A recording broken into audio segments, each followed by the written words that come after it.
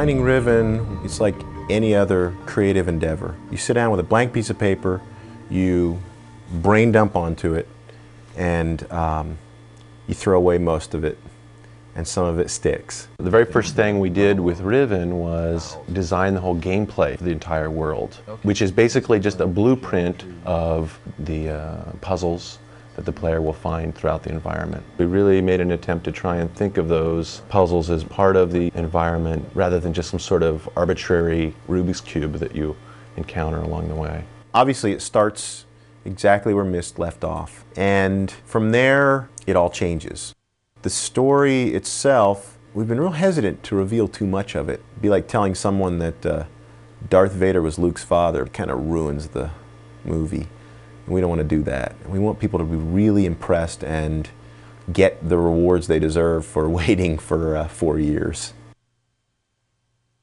So here we have this real world, and that meant metal needed to be rusted in just the way it would be in the real world. If there were grease marks coming out of the back of one of the transportation devices, then they should be there. Where gases were vented, it should cause corrosion. And I think there was an inordinate amount of work that went into watching those details and make sure they fit in well with how things worked. The mag car in the outline form of the game was just a footbridge, but when we got to actually solving that problem for real, we asked ourselves, how do we get people from A to B in the most interesting way possible?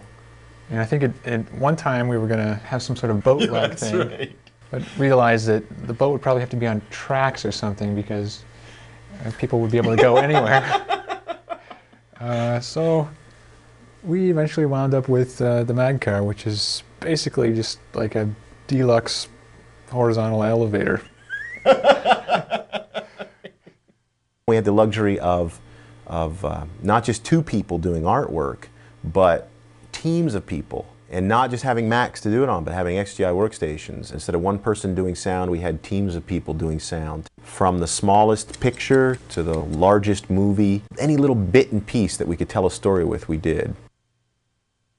We've spent 4 years working on this thing. Putting this all together was a monumental task. Almost 5,000 pictures and 3 hours of QuickTime, hour and whatever of music and sound, and astronomical amount of data.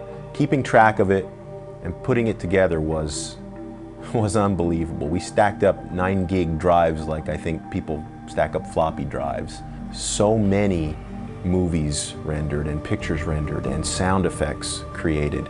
There's certain movies that people put that kind of time and effort into, and after you pay your $7 and see the movie, you think, man, I got my money's worth. And I hope that's what this is to people. I hope that feels the same way.